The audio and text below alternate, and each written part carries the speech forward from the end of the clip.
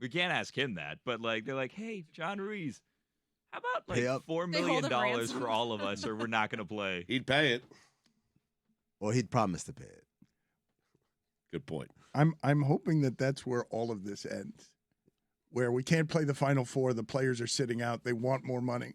And we'd be like, what are we going to do? It's professional sports now. You've discussed that for years, I mean, though. it'd be Like the so guy's good. just sitting out right I mean, before the I championship thought game. it was going to happen during the pandemic. I thought it might happen. And that was for free, like just out of character, we're going to sit out. But now it's like, hey, I could just say, I want more money, or we're not going to play today. But I think there are a lot of, I mean, you know the business of professional sports. I believe there are a lot of unintended consequences to the ways that they're doing it right now, where there are rules, but there are no rules. And like, let's go to Congress. Surely they'll figure it out for us. And when the players keep getting power, at some point, these guys who are making $400,000 a year are going to realize that these TV contracts make so much money that they could hold the sport hostage for a televised event. Yeah, I mean, they could, but I don't think it'll happen because of, like, all the different forces at play, right? Number one being guys are worried about what this means for their future careers, right? Because to organize that sort of work stoppage at the most crucial, critical moment, that's, it's one of those things where everyone pats you on the back and then you don't have a job afterwards. So I think there's enough self-interest fueling people to stop that from ever happening, but you never know. But I mean, he's wanted to play in the Final Four his entire life, clearly, and he's got some sort of deal, so he's already getting paid. But it's not like he can. Oh, there's always next year. For a lot of these guys, there is no next year. Right. So it's like this is the time you got to do it. Well, that's also why, like, it doesn't matter if you won't have a job after this, because after the game, you won't anyways, right? Well, I mean, for the scrubs who aren't getting NILs, but the ones who are getting NILs, they certainly think of themselves as people who are going to continue to play. You're making the argument that the only thing that holds the anarchy together is the fear of the players losing future jobs because they haven't realized the actual power that they have. And also, they're all like 18, 19, 20, 21 years old. Like, that's incredibly difficult to grasp the gravity of these things. But you're in the middle of the machine, and you just got done watching Ben Affleck and Matt Damon from Hollywood saying, you know what we're going to do? We're going to do a movie on the amazing story of the sneaker businessmen who worked around Michael Jordan. Yep. These guys have a bunch of power. Some of the middlemen have gone to jail because they were running the AAU business in college sports. Pitino is back now. Like, the businessification of all this is so overt that, of course, these agents are going to get in the ears of these players and be able to. I'm not saying that I'm not saying that I am right to predict anarchy, but somebody's going to talk to these players about you have more power than you think you have, because all of them are learning in the pros that they're their own economies. But Dan, if I am an elite prospect, assuming most of the NIL athletes are the elite ones, and again, this isn't the guy, the eighth man in the rotation, right?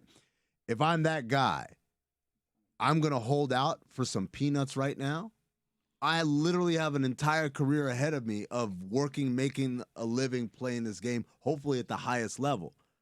The idea that I'm going to hold out so that my $400,000 NIL turns into like $1 million, $2 million, $5 million, right?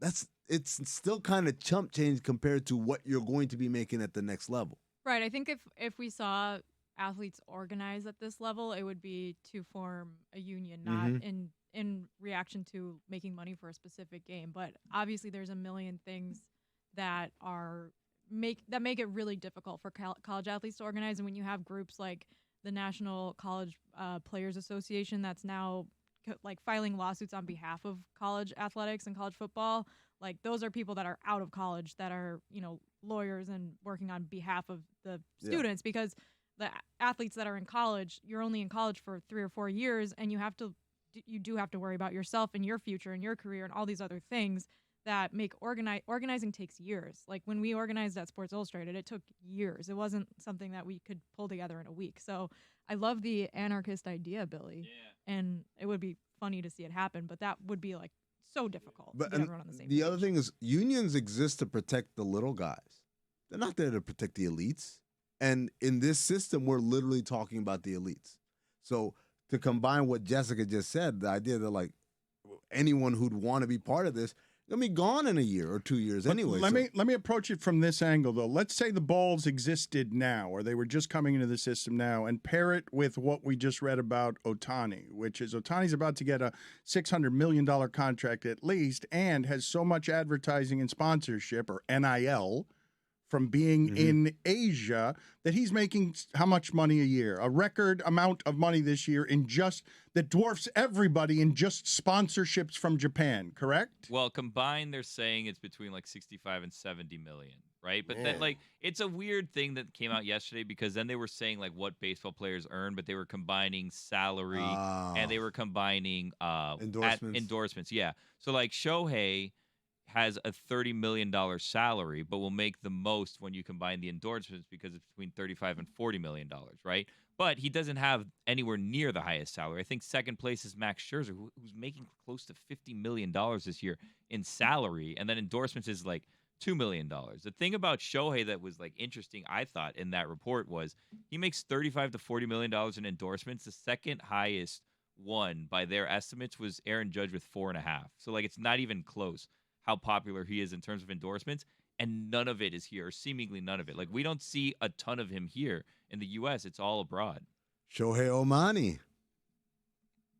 Ohtani? Yeah, Ohtani. That's why I didn't say it. All right, go sit in the penalty box. I tried to feed that one to me, and I waved them off. Stugotz he's just like a pitcher on the mound. Get off my plane. Where'd that come from? He just he gave me two fingers. I shook him off. He tried again. I shook him off again, and then he went with it. Okay, but this is what's not subtle about what just happened there. Amin is trying to give Stugotz a joke by writing it, a joke that requires pronunciation by writing it on a whiteboard instead of saying it to him.